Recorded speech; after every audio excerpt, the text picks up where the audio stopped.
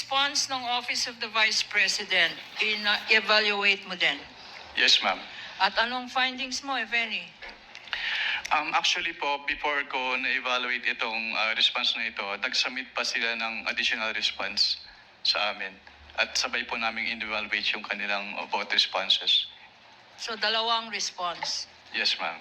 At ano ang findings mo sa dalawang response na to? Sa response po kasi nila, they attached the documentary evidence of payments. So nagkaroon po kami ng finding about the various payment of rewards made based on the submitted documentary evidence of payments na naka-attach dun sa response nila in the form of acknowledgement receipts. So based on the acknowledgement receipts na sinamit po, nagkaroon sila ng payment of rewards in cash, in medicine, and in various goods. At lahat po nung kanilang payment of rewards ay walang naka-attach na any document supporting the success of the information gathering activity or surveillance activity on account of the information given by the informer. And also po, nagkaroon din sila ng various purchases based on the documentary evidence of payments. Meron po silang yung kanilang binili na medicines and various goods which were given as rewards. Yung kanilang binili na supplies, yung binili nila na tables and chairs and desktop printers and computers. Pero yung supporting document lang po nun ay acknowledgement receipt instead of official receipts or sales invoices. And also, with respect to the payment po ng tables and chairs and desktop printers and computers, hindi po nila in-indicate if those purchases were really intended for the confidential operations of the OVP. Sa joint circular na sinabi mong guidelines para sa liquidation report ng Office of the Vice President, bakit sinasabi mo na walang supporting documents itong tables and chairs na binili, itong desktop, itong medicines, itong supplies? Ano ang kailangan mo na supporting document? Actually, since it was ang involved po ay purchases, then those purchases should have been supported with sales invoices and official receipts instead of the acknowledgement receipts lang po. In other words, Mr. Witness, itong acknowledgement receipt, walang kasamang mga resibo. Yes, ma'am. Wala po silang in-attached na resibo. Hindi ba confidential yan kung saan drugstore ka bumili ng medicine? Hindi naman po siguro confidential pag kung ang pagbibilhan mo ay mga drugstore. Kasi ang confidential po mismo ay yung paggagamitan, hindi yung pagbibilhan. Magkaibang bagay po kasi yun.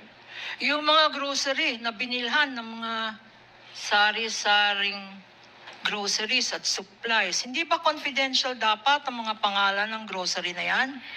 Hindi naman po kailangan maging confidential yung pangalan ng mga groceries. Katulad nga po ng sinabi ko, ang confidential ay yung paggagamitan, hindi yung pagbibilhan. At magkaibang bagay po kasi yun.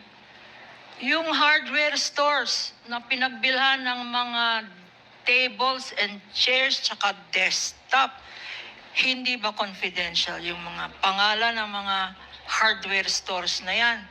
Hindi rin po necessarily na confidential yung pangalan ng hardwares dahil yun nga po, hindi naman confidential yung pinagbilan kundi yung paggagamitan ng kanilang pondo. Your Honor. At this juncture, Your Honor, may we With the permission of manifest? counsel for the panel of prosecutors. Yes, what is the pleasure of Your the Honor, counsel? may we move to strike out the responses of the witness to those questions as he is not competent and qualified to answer, especially since he is not pointing to any provision of the JC as to his opinion on whether confidential o hindi ang mga pangalan ng mga drugstores, ang mga pangalan ng mga sari-sari stores, Your Honors. I think that is beyond his competence, Your Honor, as an auditor. If I may respond. Unless, Your Honor, he can point to a specific provision in the joint circular. Your Honor, Counsel please. for the panel for prosecutors, Attorney Capunan may respond. Before the Your chair Honor, makes a ruling. please, Your Honor. First of all, they're asked and answered. counsel should have timely objected when being asked. 3 times he was asked.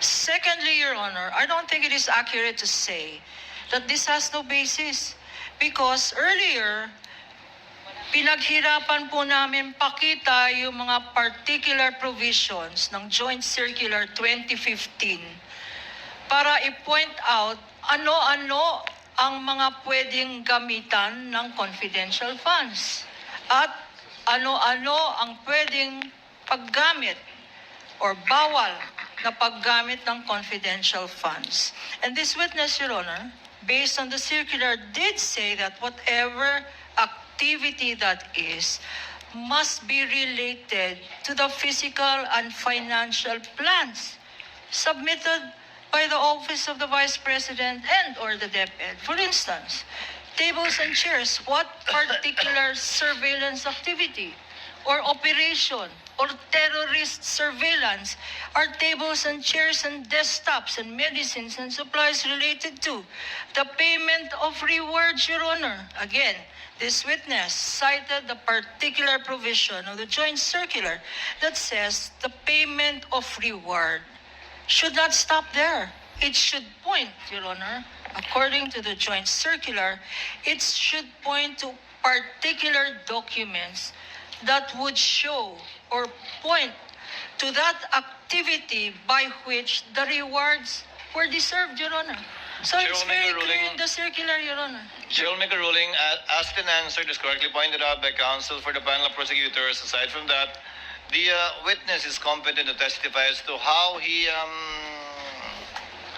evaluated the submissions and the response letters given by the Office of the Vice President in relation to the AOMC issued that were all based on JMC number 15-01.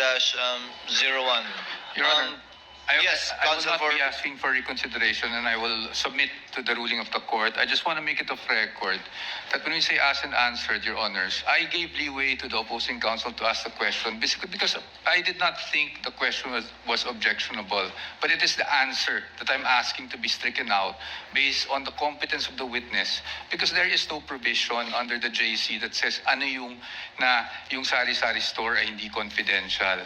But again, Your Honor, I just wanted to put that on the record, but I will abide by the ruling of the Honorable Presiding Duly Officer, noted, Your Honor. counsel for the respondent, and you may note a continuing objection should the counsel for the panel of prosecutors continue with this Thank you, line Your of Honor. questioning. Attorney Thank you, Kapunan, Your you may Honor. proceed. Thank you, Your Honor. At this juncture, Your Honor, may we manifest for the record that in accordance with our request for stipulation, we had presented for stipulation to counsel for the respondent 845 acknowledgement receipts, Your Honor, that would show recipients of the various amounts mentioned in relation to disbursement of confidential funds, their names, what they were spent for, and the dates of receipts, Your Honor. Sadly, counsel for the respondent has refused, despite this being common exhibits for the prosecution and defense, Your Honor, counsel has refused to stipulate. May I repeat that now? We are not stipulating as to the contents, which will be properly identified in part, because we will not present all 845, Your Honor, documents. But may we know from counsel if he What does will counsel for respondent say? attest to its existence and that these were documents they themselves, Your Honor, submitted to the COA ICFAO by way of their liquidation. These are their very own documents by way of liquidation to the confidential funds, which were allotted and spent by the Office of the Vice President and the DepEd. But for the meantime, for the Office of the Vice President, Your Honor, these Attorney po? very same documents are what they submitted to the COA ICFAO, Your Honor. Attorney po? Your Honor, I beg the indulgence of the Honorable Court as well as the distinguished opposing counsel, but we really cannot stipulate on these matters precisely because the insinuation that this was the very documents that the OVP and DepEd submitted to COA is very much in question, Your Honors, because we can easily raise the issue and